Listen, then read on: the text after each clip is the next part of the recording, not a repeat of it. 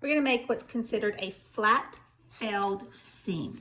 So with a flat felled seam, the most common place you probably have seen this is on the inner seam on a pair of jeans. So what it's going to do is we're going to take our seam, and our seam allowance is actually going to be enclosed in our seam when we are finished. So again, we're going to make a plain seam to start with. So put our fabrics together, right sides together.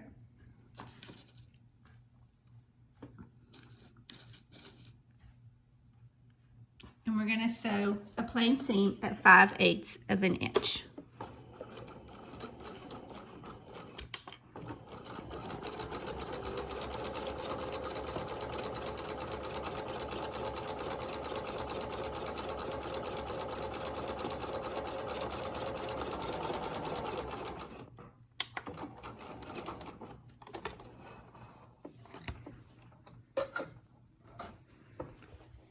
Okay, now that we have our seam done, what we want to do is we're going to trim our threads, get them out of our way.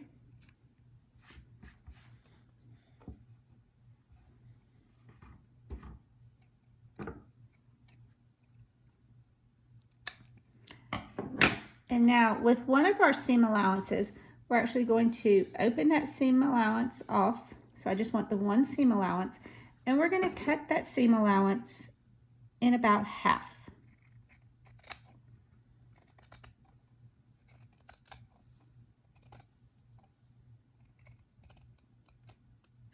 Okay, so I just cut off about half of that seam allowance so that now I have a long seam allowance and I have a shorter seam allowance. Okay, so I have my piece of fabric with my seam allowance that I have trimmed and my long seam allowance. Now I want to press this flat.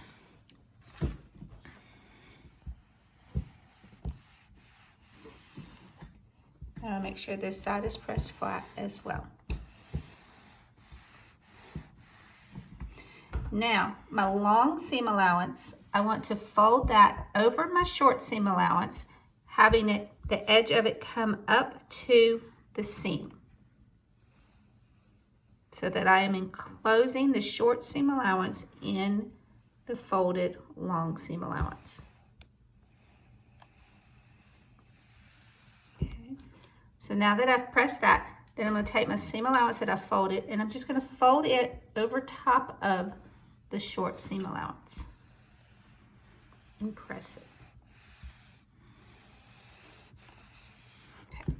Okay, so again, I have my short seam allowance, my long seam allowance. I have folded the long seam allowance over, I pressed it, and then I rolled it over top of the other seam allowance and pressed that down.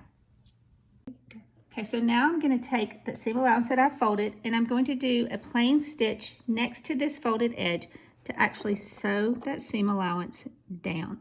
I want to do that as close to the edge as I can. So again, I'm going to back stitch, and then I'm going to do a straight stitch next to the folded edge.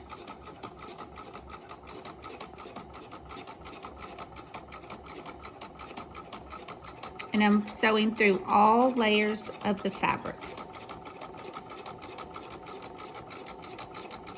When I get to the end, I'm going to back stitch.